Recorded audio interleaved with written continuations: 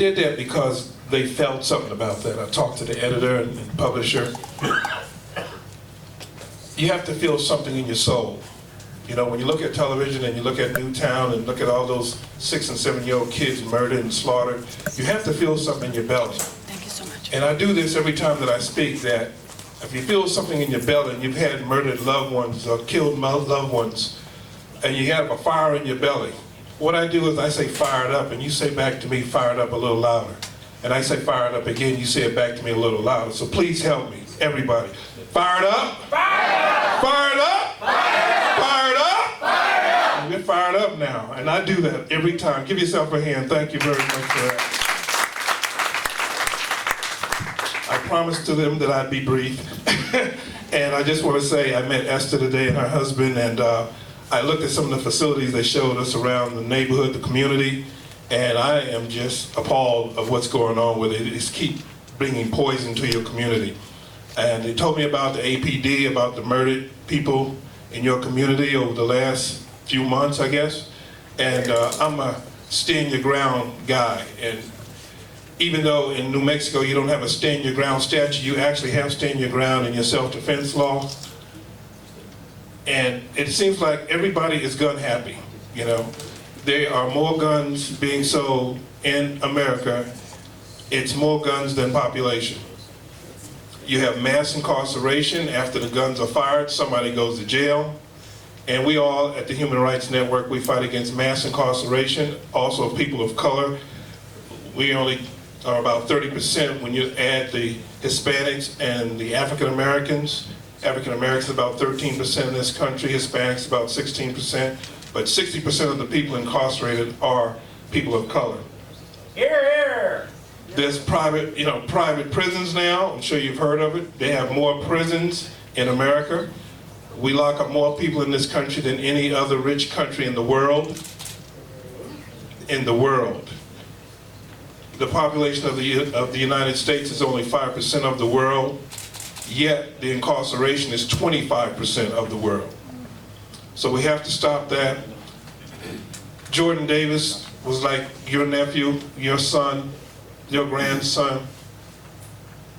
It's incredible to me that I stand before you, that I have to tell you briefly that my son was murdered because of loud music.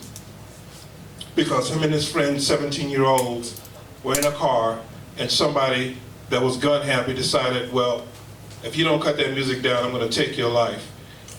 And we see so much of that nowadays. I'm sure with the APD, when people are telling me about the life is not worth anything.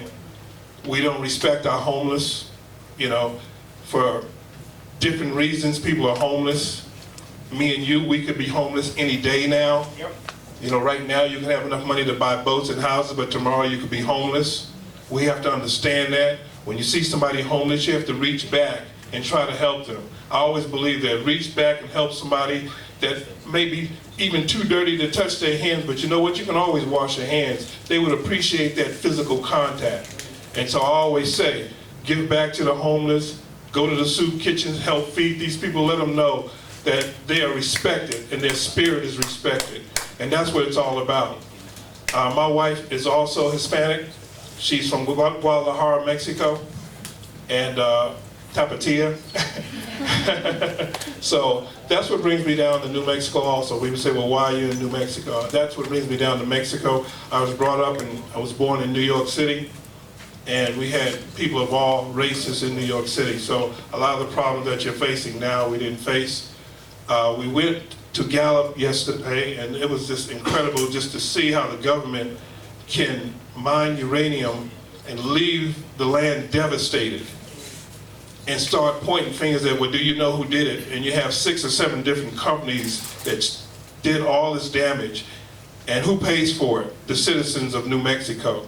So I'm just letting you know that I'm going to listen to your testimony about the things that bother you today. And if you keep fire in your belly, I'm going to have fire in my belly about your causes. Fired up? Fired up? Fired up. Thank you. Thank you very, very much.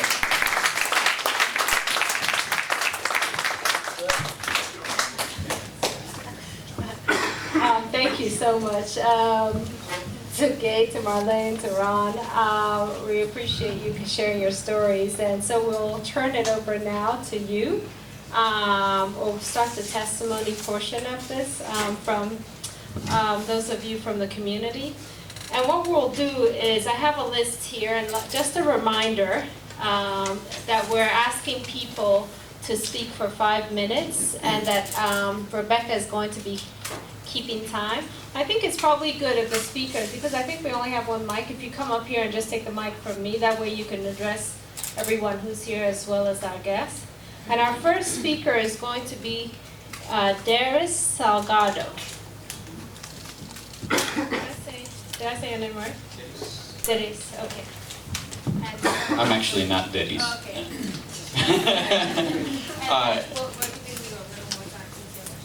Oh, okay, thank you. And also, actually, I'm able to translate, but I'm not great at it. If anybody is better at Spanish than I am, feel free to step up. Yes? Yes, if you can interpret, that'd be wonderful. And I just want to give some